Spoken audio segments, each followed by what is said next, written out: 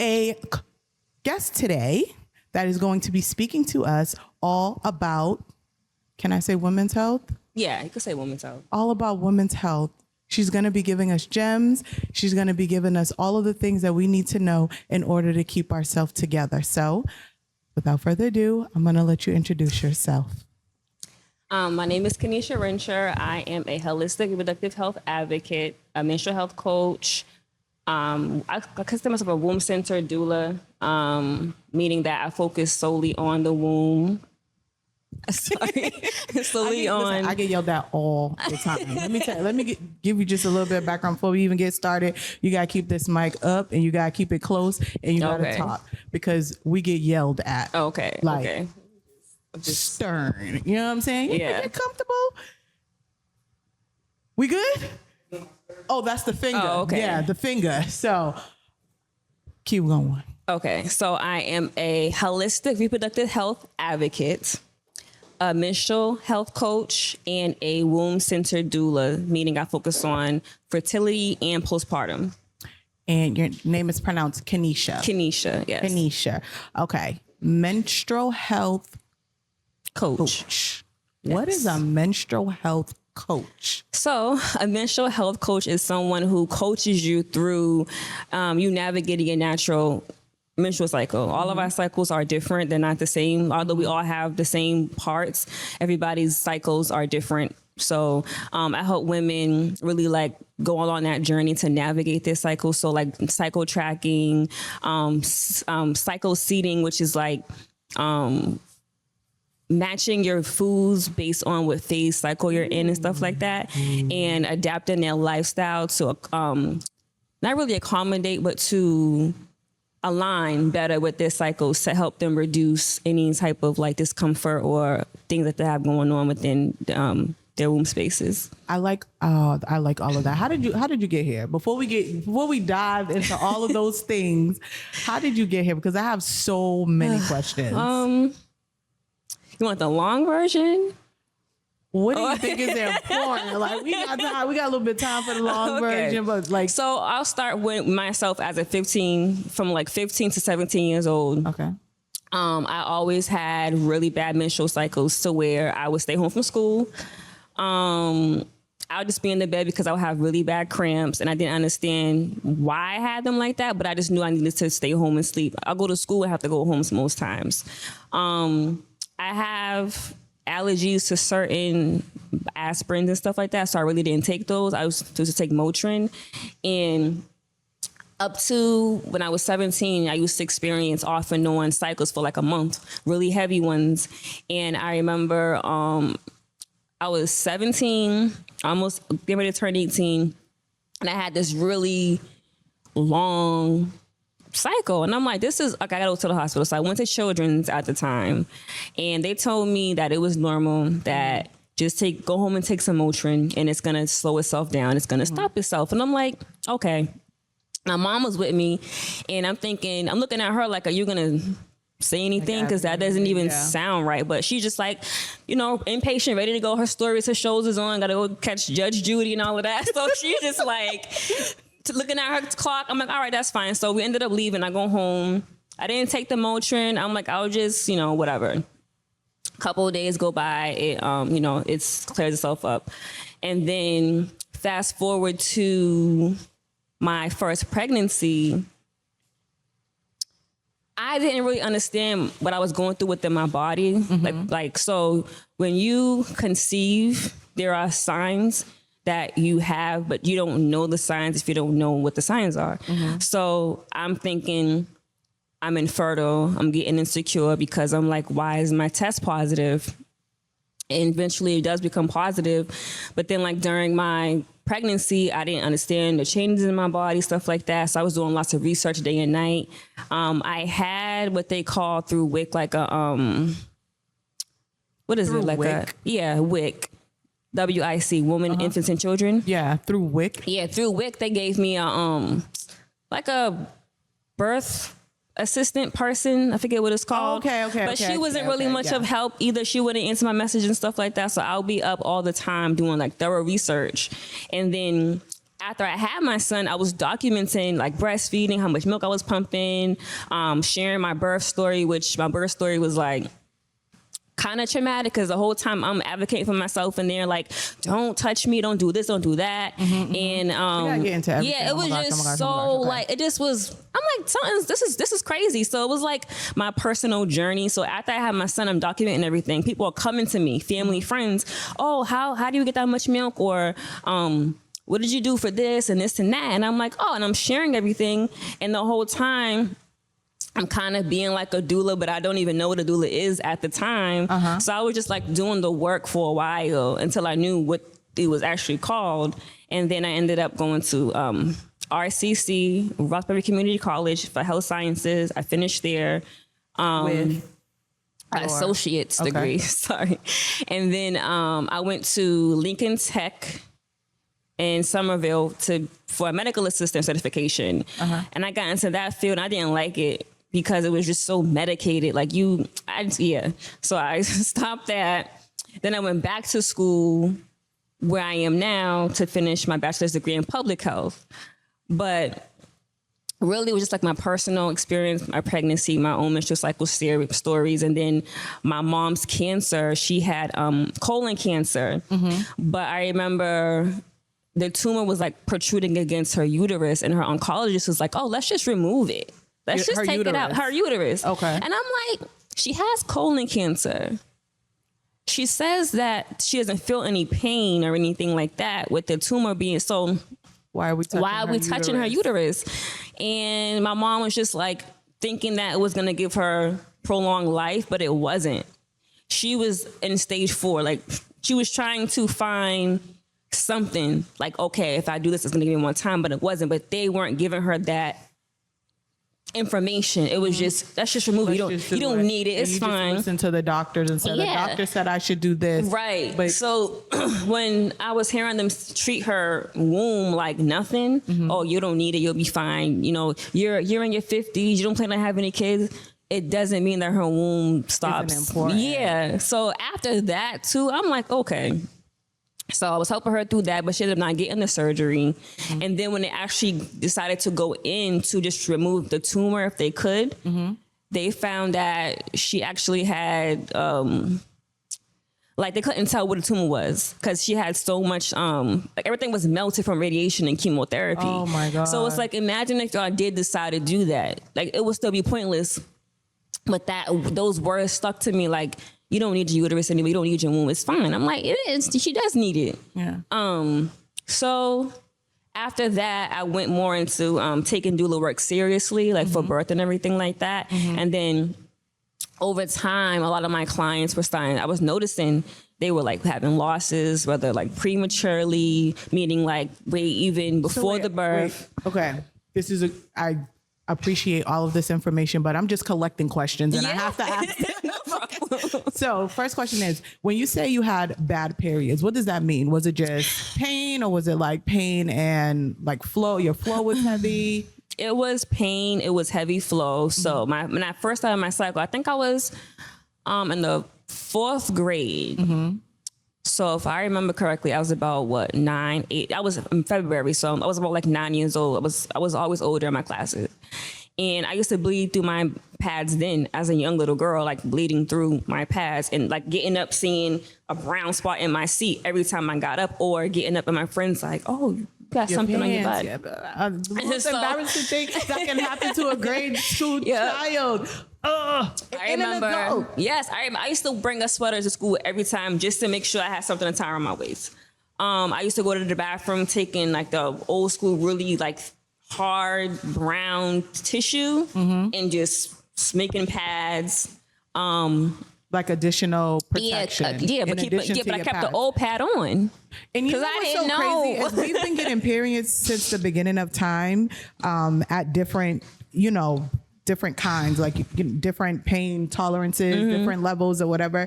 And there's still no type of like benefit for us or section around us to say, hey, during this time, we understand the toll that it's taken on you, your entire being, your body, your mental, your emotional, everything. You just said you had to make sure you had sweaters to wrap around your waist just in case. Imagine what that does to a child mentally. There's still no type of benefit for us around it, just to say, like, I'm not saying we need a week every month, but bear with me, like, take a little something off my plate, please, so I can get through these things. But that's anyway, an interesting point, though, to go further on that. Our cycle is a time for resting and restoration. So if you're not even able to do that, it's like, how do you expect your body to respond? So I feel like that for me, I didn't know, but I was, when I was having those as a teenager, I had to go to school and I was young. I was like, you going to school? I don't care. But when I got older and I'm like 17, I'm like, I'm not going to school. I'm staying home. I didn't realize that I was naturally like nestling in that, like that resting phase. And I was doing that. I was laying in bed. I was watching Jerry Springer on TV and whatever else was on. When the good shows was on. Just like in the bed, watch. I think I had Comcast, so I'm on like the TV guide, just watching, chilling and whatever. And I was resting. I was hydrating. I was resting. I was sleeping. And after like 2 days, I went to school and I was good. I was able to function. Yeah. And it wasn't as bad. Can you say that you noted those specific times actually helped with getting through your menstrual cycle? And I'm going to say getting through your menstrual cycle because that is exactly what we do. We get through this forced upon us time. We don't get to pick. We don't get to schedule. Some of us have consistent menstrual cycle, but some of us do not. We don't. It just show up when it want to. Yeah. We got to deal and we got to get through it. So can you note that specifically when you took the time to rest and make sure you were hydrated, right? It made your cycles better? It made them better for that time, but it wasn't like a consistency. So I wasn't doing anything, I was just resting, but I wasn't doing, so I could say it improved. Like I wasn't feeling like the cramps and stuff like that, but like I would still go to school for the next 5 days after those 2 days, and I'm still like bleeding heavy, but I'm not like cramping and stuff like that. I will have moments where I feel like a little throbbing sensation, or I'll feel like, those letdowns, like those things. Yeah. But I feel like if I was doing more like what I show people now what to do, it would have been like more shorter, less heavy, things like that. Gotcha. So I have another question. So are you a doula right now? You are a doula. Tell me a little bit about your doula studies. So my doula studies, in addition, so you explained to it. Sorry to cut you off. I just want to clarify my question. So you explained like your personal experience with your cycle, the experience that you had with your mom's cancer, and what the doctors tried to advise her to do that wouldn't assist in her cancer journey, but they just suggested it. In addition to all of that personal experience, how did your doula studies add on to you now where you are? My doula study, that's a good question, actually. My doula studies add on what I do now because it's all connected. So women don't realize, and this is perfect. So when I was a doula doing birth work, before I decided to focus on like postpartum and fertility stuff, a lot of women didn't realize that their menstrual cycle mattered a lot leading up to their pregnancy. And I would ask them certain questions and they're like, oh, I don't know. Like, how long is your cycle, for example? I don't know. 7 days. And I'm like, no, I mean like from the time you menstruate until all the way till you ovulate. Like, do you know how many days that is? And they're like, how would I know that? I'm like, oh, okay. I'll ask them like, what is your cycles like? They're like, oh, the usual cramping, things like that. So that's what segued me into what I do now. So as a birth doula, I'm like, no, I gotta be doing something way more. There's so many more women out here as doulas that are holding a birthing space. I'll let them have that, but I need to focus more on like the womb itself, helping women get down to the science, the microbiology of it, the biochemistry of it, like really understanding this organ that we have and what it does and how it is very vital. Because I also was seeing women saying, I'd rather not have a uterus so I don't have to have a period. And I'm like, do you want to have kids? Yeah. You need your uterus for that, and you need to have a menstrual cycle for that. I need to have a period to get pregnant? Yes.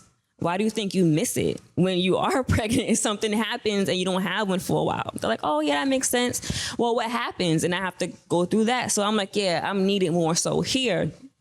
So that's why I shifted. And does that answer your question?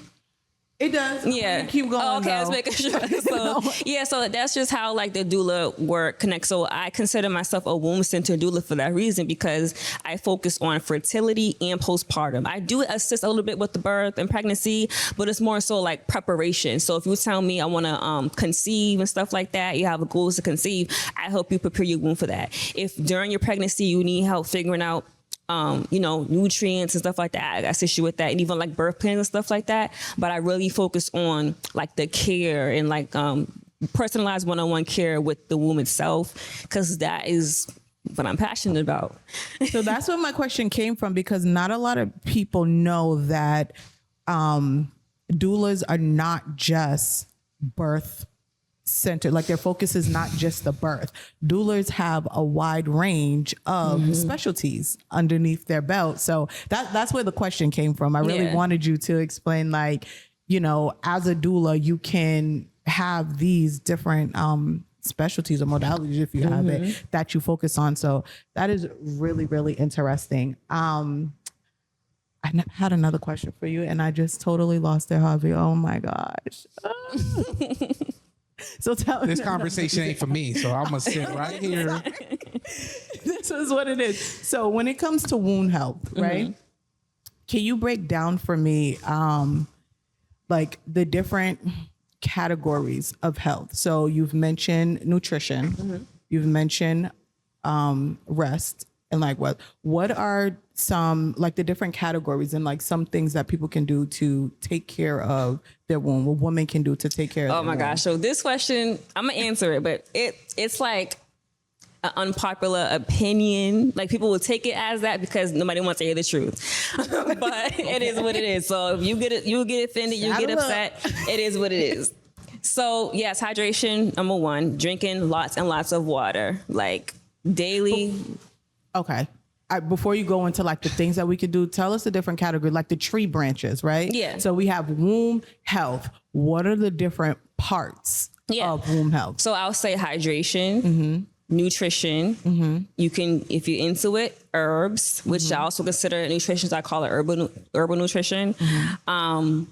Exercise or movement. And so like I said, hydration, nutrition, movement. Yeah. Okay. All right. Now let's go into them. So you took hydration out of nutrition, right? Yes. And forgive me, I would have included hydration into nutrition, but tell me why they're two different things. Because you have some people who will fast on their menstrual cycles. So if depending on what your life is, what your lifestyle is like, and you do happen to fast, then hydration, I consider it separate. But also I look at it as vitamins, minerals, things like that. Water, yeah, but I just look at it as a separate thing because for me, water is its own separate entity. It's like if you're someone who's fasting, you're going to only be drinking water until you go into maybe a juice and then you go into your solid foods.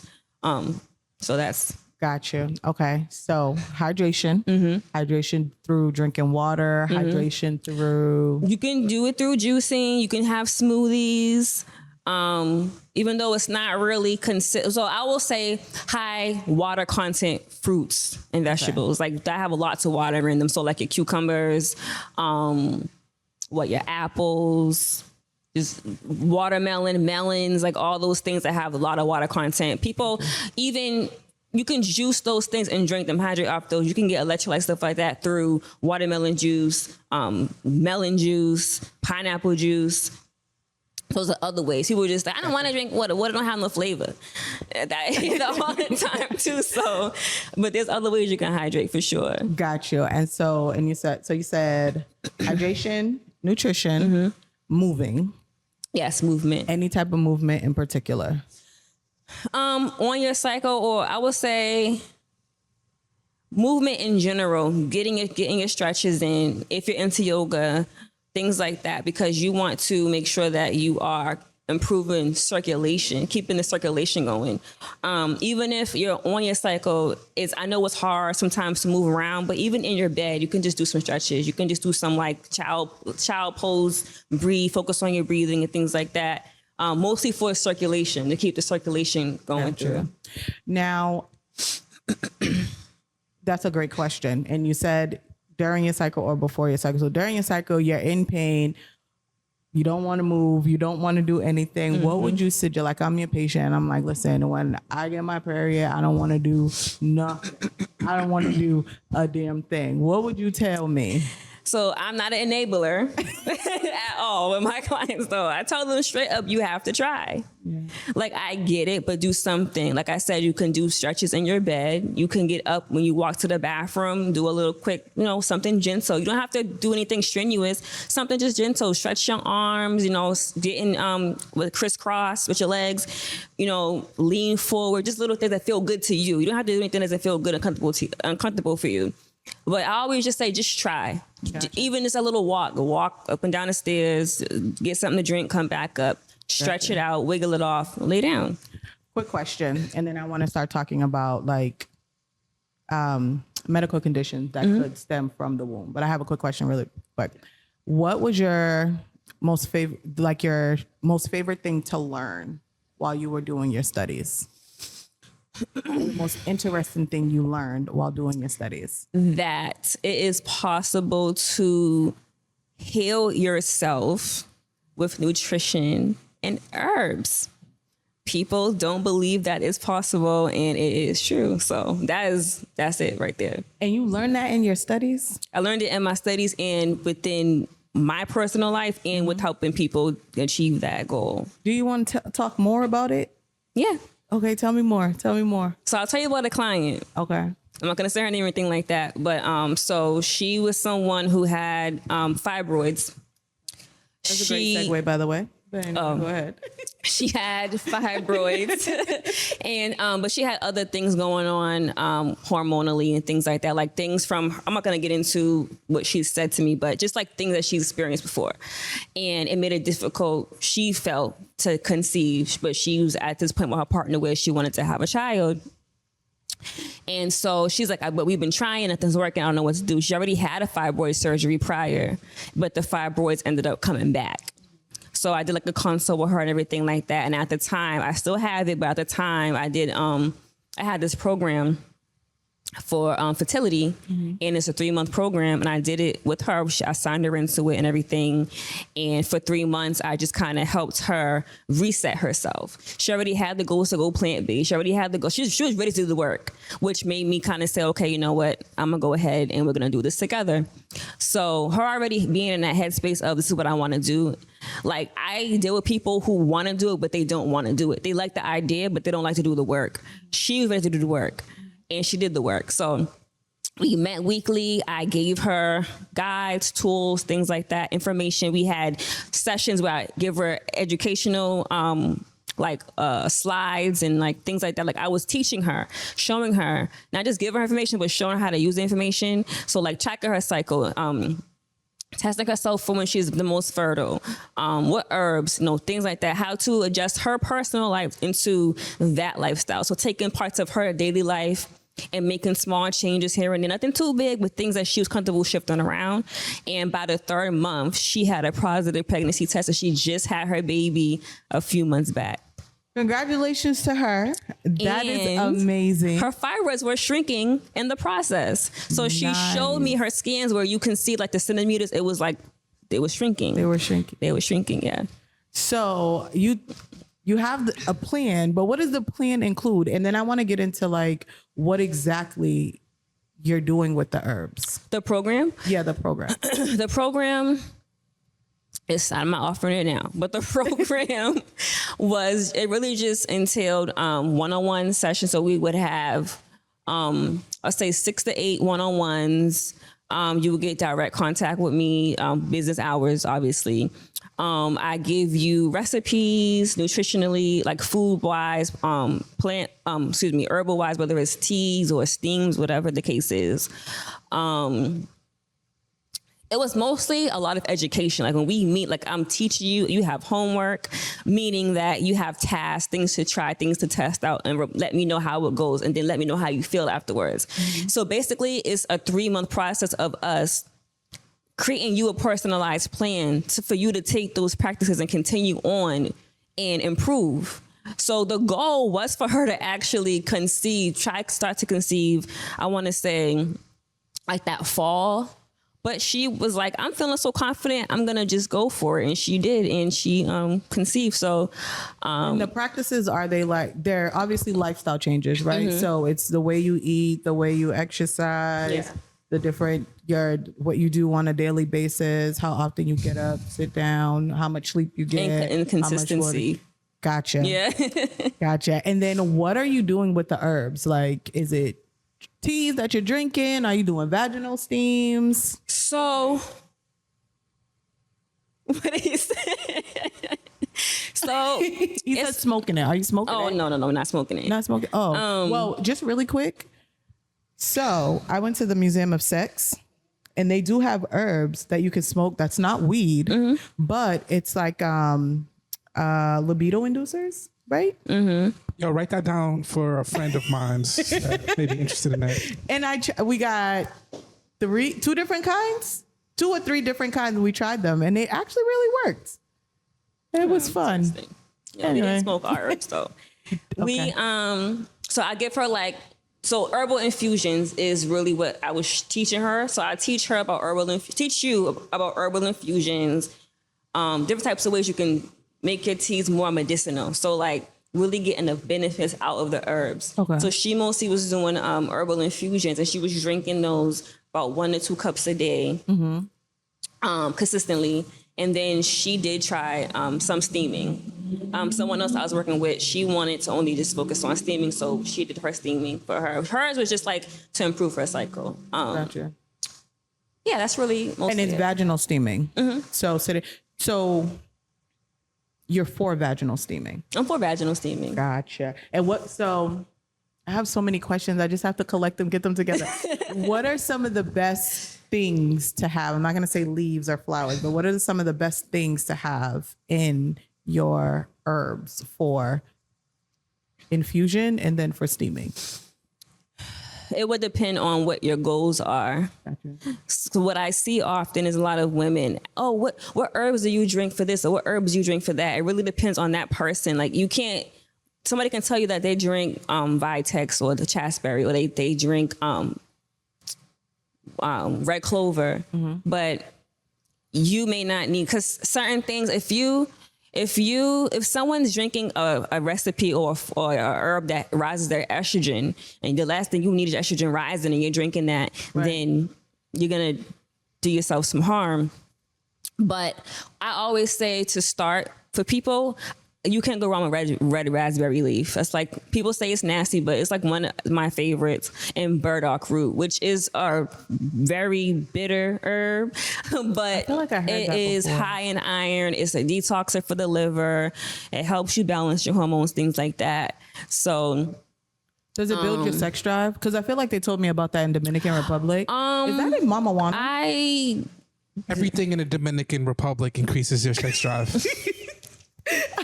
Just to know. Is that one of the things in Mama Juana? Do we know? I don't know what's in that. It's just it's liquid baby making fuel. Really, where the libido comes from is testosterone. So we produce a little bit of that during the ovulation period, just a little bit. So that's why we be all just like that.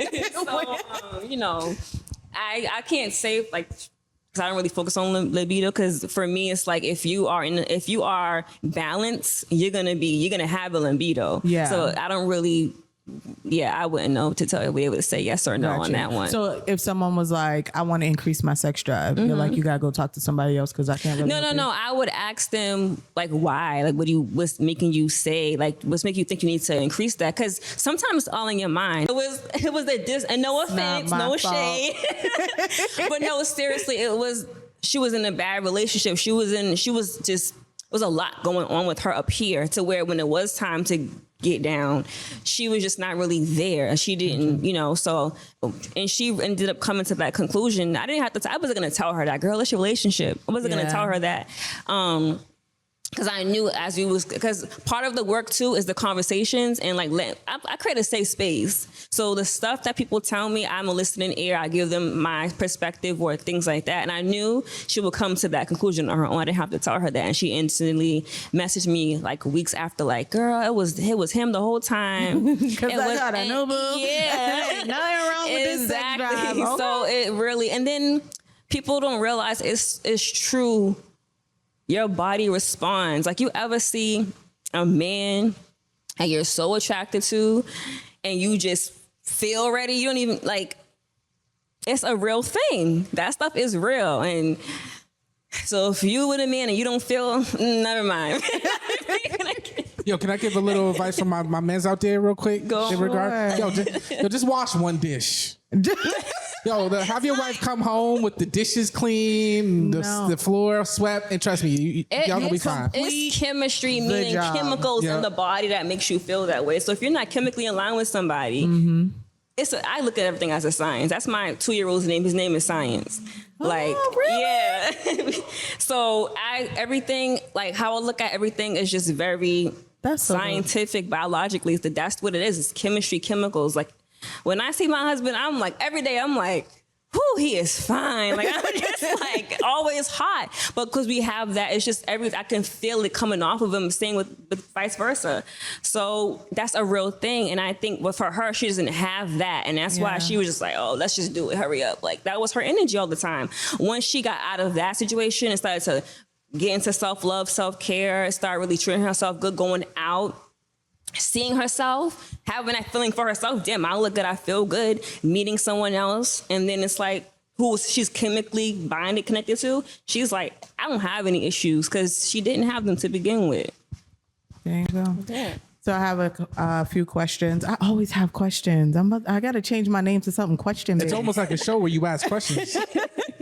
So my first question is, what's your sign? I'm a Pisces. When's your birthday? February 20th. Oh, that's so sweet. My baby's at 26. You guys are really? Yeah. Super, super sweet. And then we talked a lot about herbs. Where do you get your herbs from, or where do you refer your clients to get their herbs from? I get this question all the time. So I know people who outsource. So like this, if you know Millie and Me Entertainment, she is a forager.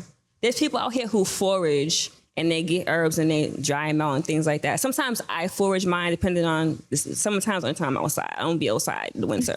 But because you can literally find dandelion, you can find red clover, you can find all types of different things, lemon balm, things like that outside. But I either will forage, I will contact people who I know, like people who have like peach trees, ask for peach leaves, things like that. But there's also, I always say too, your local African stores, Hispanic markets, they have herbs in there. They have the burdock. The Asian markets, they be selling the burdock root on its own. All you gotta do is take it home, shave it down, boil it. You can have it within its water form, or you could dehydrate it, things like that. Is that part of your program or part of the services that you offer your clients? Like teaching them where to get the leaves and how to dry them out, how to create the teas? Not really. Like I tell them they can do that, but I let them kind of go to the beat of their own drum. Find their own way. I have an herbal cabinet. I have an herbal cabinet, and sometimes I do prepare like recipes and I give it to them. But for the most part, I try to let them do the work. I don't want to, I'll tell them where to go most times, but I don't want them to get so used to just always asking me. I want them to do the research. She ended up, one of my clients found out that she had a like a Dominican market on her street, a couple blocks down, that had herbs in there. She's like, girl, I got bird, I got sarsaparilla, I got da-da-da-da-da. But showing you give me the recipes. I give them recipes. Okay, you give them recipes. So I don't know. I'm the type of person, if you tell me I could do it myself, like, oh, can I plant this, grow this, dry this, and make... Yeah, I tell you can do so, but I show you. I don't just leave you, on your own. I forget what it's called too. What are those markets called? Those places called where you can buy like spiritual. Mm-hmm. There's a whole bunch of them. There's one called Open Door.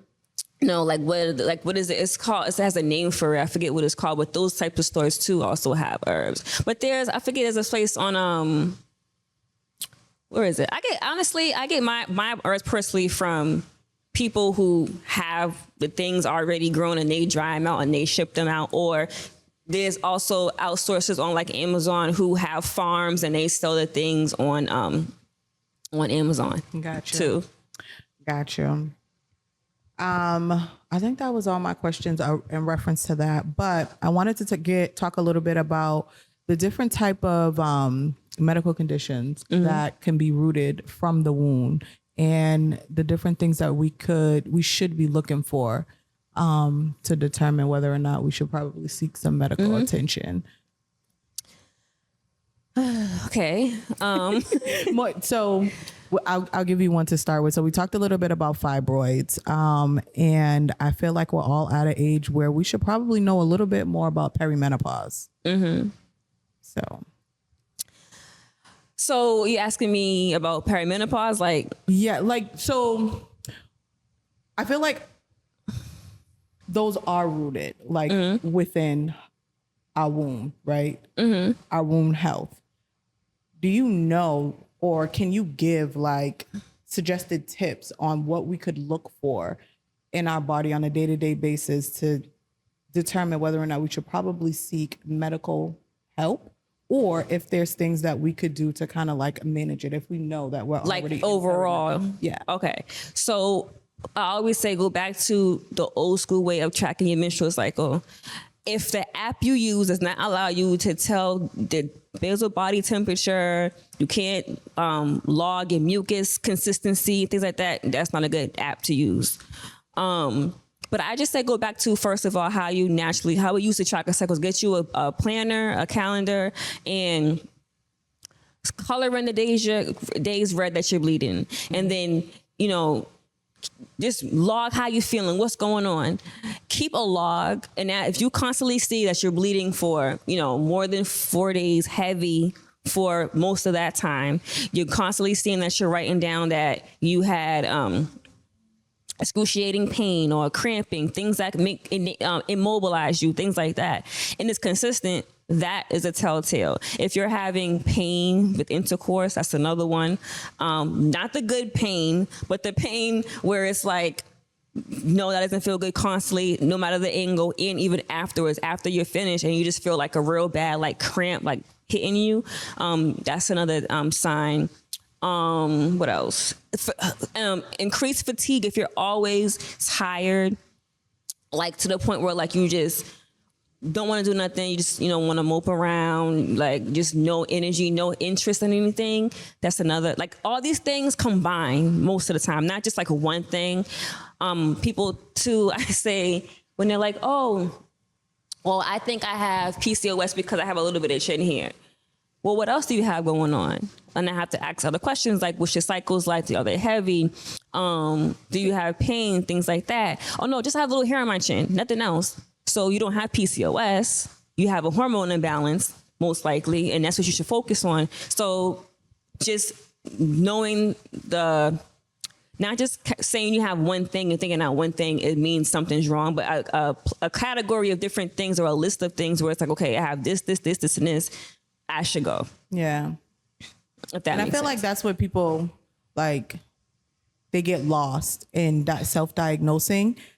Mm-hmm. You have to consider everything, right? Don't rule out anything, right? You can't say oh, I had a headache because I drank too much soda yesterday, but this one chin here is because I got PCOS. Like, no, Yeah. put that headache in that category Right. too. Let's collect all of these symptoms really to determine what it is, and get off of Google, seek your doctor, seek some holistic help, and just let's stop trying to do it ourselves, because we can't do it ourselves. We don't have the schooling, we don't have the background to do the things ourselves. So that was a lot of great information. I'm really glad you mentioned PCOS, because I feel like it's such a like a taboo. I feel like doctors don't even really know about it. They don't.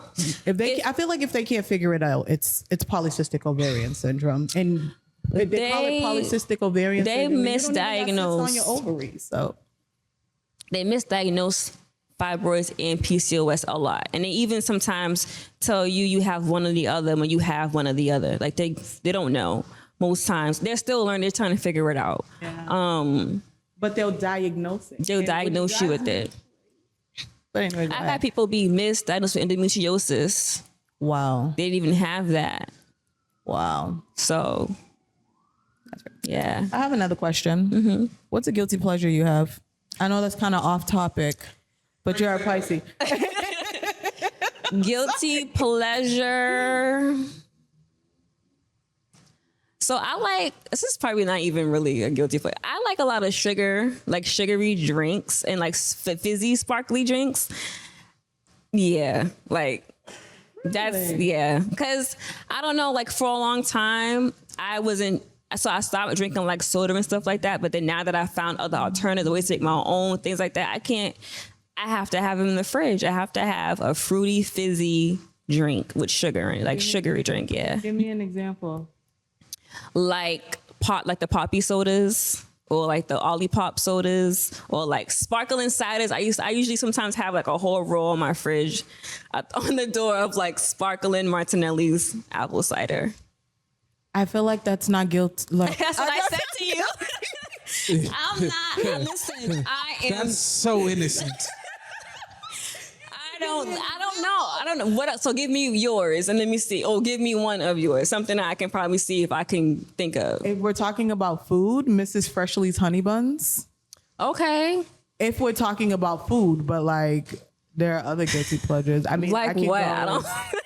I have a lot of guilty pleasures. I sit in the car around the corner from my house and pretend I'm out. I don't know. No, that's not safe. Why? That's not I live in a safe neighborhood. I just don't want to be home with my husband and my son. Oh. So I will sit in the car around the corner. Okay, where I'm not on any of the Ring cameras. So does sitting on the toilet, just on my phone, scrolling and watching videos, stuff like that, to be from my, that's... If you're pretending to be busy, yeah. That's a little bit of a guilty pleasure, but you're taking someone else's spot. Look, they can knock on the door. That's our thing, okay? That belongs to men. Okay. I just need a minute. I just go in the bathroom. I'm like, I run the sink, and I'm just like, and I just sit on the toilet. You run the sink? Mm-hmm. You own your house? No. Oh, because that would make it really guilty. If you were in the water too. Oh, I can say maybe like hour-long showers. That's not. No. What is a guilt? So what is a guilty pleasure? Like what? Like you shouldn't like this. It's not good for you. Nothing. No, nothing I can say. My parents watch this back. I don't have a guilty pleasure that I'm willing to share, but I do have a question that I've been kind of like going back and forth whether I want to. Because like this topic, I hate when men say I'm not going to participate in topics that revolve around women. Because I think it's an easy cop out, like for you to not take any accountability for the women around you. I feel like more men should feel like that, but I'm not going to go there. Feel like what? That they shouldn't participate in these type of topics, but I'm not gonna go there. I think that's a whole conversation we can have, right? Yeah, my response is more political, but I get that.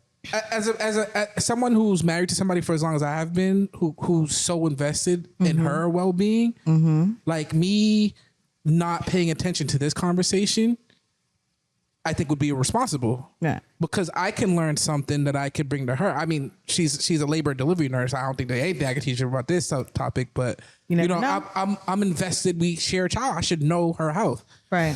But with that being said, like there's a couple of common questions around menstrual cycles that I hear all the time that I'm curious about. One of them would be in keeping with the theme of the show usually is sex during menstruation. Mm-hmm. Is that a bad thing? I didn't hear what you said. Sexual intercourse during when a woman's on her cycle. Is it bad, good, or it does nothing? If that's I don't think it's a bad thing.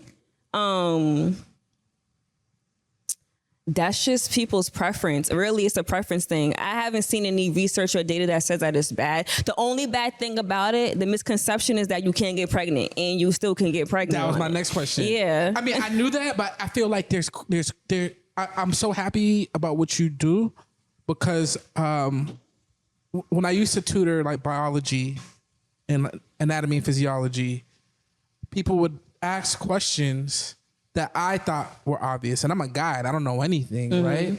I knew that you can get pregnant during your period, but there's so many people that I know like, oh, she got pregnant, but she was on her period. I don't understand how that happened, right? About just to go back on the sex thing, I remember when my wife was pregnant and later on in the pregnancy, the advice was like, yo, have sex. It's going to help. So I was just curious, like, are there any mechanisms? Are there any like hormones released during sexual intercourse or whatever that can potentially be medicinal? Are there any hormones? Like hormones produce. It's gonna sound way better on the mic. Yeah, I know the AC. Are there any like hormones or anything that are released during sex that are beneficial when dealing with certain issues that women may have during their menstrual cycle or other issues? It's a good question. I would say it depends on, you mean like for the womb itself or like just the person? All the above, I guess. Like just like the holistic. All hormones that are released during sex is good for you. Dopamine's released. That's happiness. That's joy. What's the other one? I was just talking about this with my husband the other night.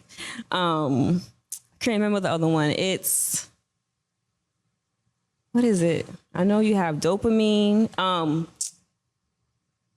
What is it? It's connected to when you have a baby. I can't remember off the top of my head right now, but every hormone that's released typically overall for the most part is good for the main one being dopamine. Dopamine is like the number one. And stress, the stress hormone the stress is reduced as well. What is that other one? I can't even think of the name right now, but it's another hormone that, oh my God. Serotonin, I think. Right? Is it serotonin? It's not no, it's not serotonin. It might be. What is it for?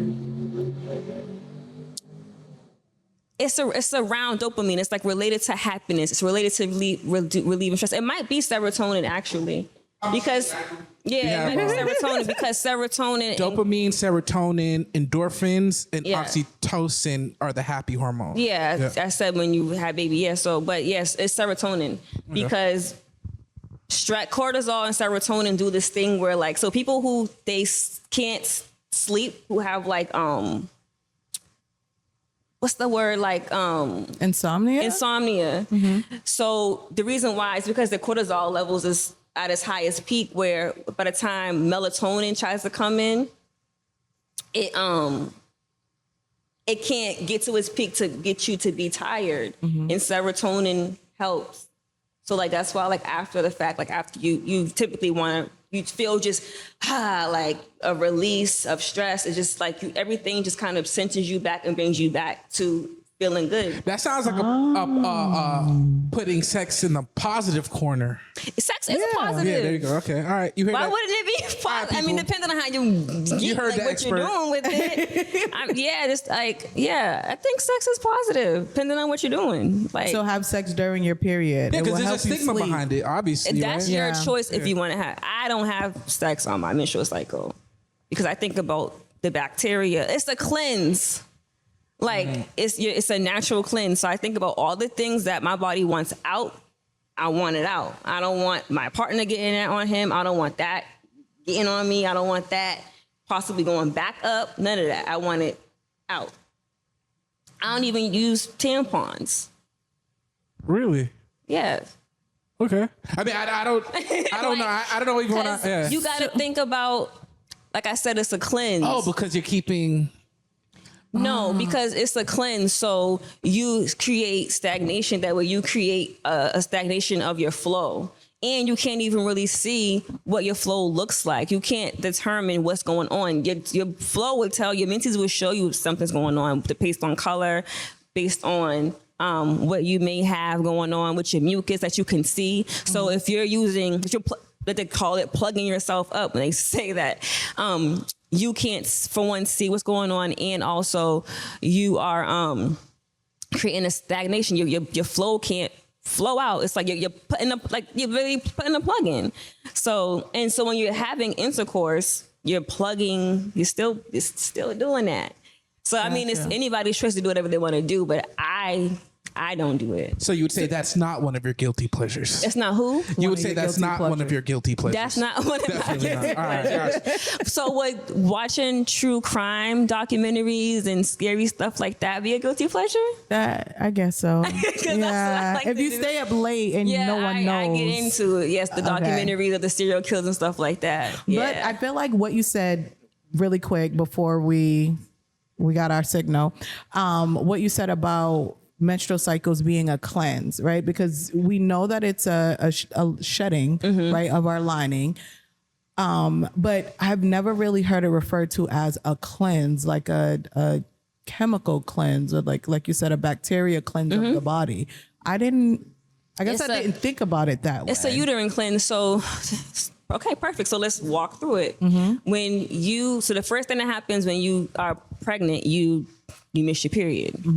If you don't, you have a period. That's because it's, the follicle that would have been the dominant follicle, which would have had your immature egg or your non-mature egg ready to, release, that egg eventually dies off. So you shed that out. You shed other tissues. You shed other my mind doing this right now. You shed you shed cells. You shed the cells the egg that you didn't fertilize, and there's lots of other things that I can't think of that come out in your menses. Right. So with that process happening, it's the same thing as how can I put it? Basically, if all that stuff is coming out, you have a uterine artery too, that blood is like flushing. So the blood can be looked at as flushing you out too, in a sense, because you have this artery that's pumping blood in your uterus, and that's why circulation is good to have, to keep that blood flow going, so that you can have a good flow of your menstrual cycle. But it really is a cleanse, because all that stuff is just coming out. Everything that you don't need, everything that your body's trying to get ready for the next. So it's trying to cleanse itself out so that when you do conceive, then nothing else is there. That's why sometimes women have like that dry left over. That's because it all didn't get a chance to come out. So that's like just like the cutoff. And then once you start your cycle again, you either start off brown and then it gets, pink, or then it gets darker because you didn't get a chance to clean out the rest of that menstrual cycle. Very, very interesting. I never considered it that way. I knew it was a shedding, but I didn't consider it that way. Before we end the show, is there any tip or gem that you think that women should know before you leave here today? I would say that there are other options out there that if you go to your provider and you're talking about, I have, no, I'm not even going to say that. What I'm going to say is what's common isn't normal. So when you tell them you're having 7 days heavy cycles, pain, things like that, and they say, oh, that's normal. They say that because it's what they see often. It's common, but it doesn't mean that it's normal. And if you feel and based off knowing your body, that it's not normal, definitely get a second opinion. Definitely, you can ask for scans, you can ask for blood work, you can ask for things like that. They sometimes give you pushback, but you can say, I'll go, elsewhere, or I'll get a second opinion, or have them say, well, can you document that I asked you for XYZ and you decline? Then they're going to be like, okay, like, cause I don't want that document in case something does happen. And it's, so just because they say something's normal doesn't always mean that's the case. Definitely get more comfortable in these spaces, advocating for yourself, speaking up. And if you feel like you can't or don't know what to say, come to me, hit me up. Or find somebody. Where can they find you? How can they hit you up? Where can they find you? They can find me I'm on Instagram as Nurtured by Nysha. Nurtured spelled Nurtured by B-Y, Nysha, Nysha on Instagram. Or that same thing at gmail.com.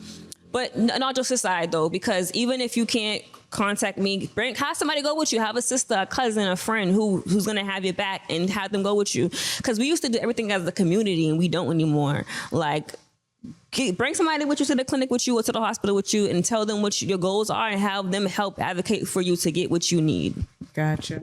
So if you get nothing from this episode today, it's extremely important to advocate for yourself. Ask questions and make sure you understand before you walk out of that room, because it's their responsibility to make sure you know what's going on with what the information that they provided you. Pay attention to your body and don't let anything go over your head. In addition to all of that, subscribe to Pandagasms on YouTube. Make sure you tell a friend to tell a friend. And we'll see you later. Bye, guys.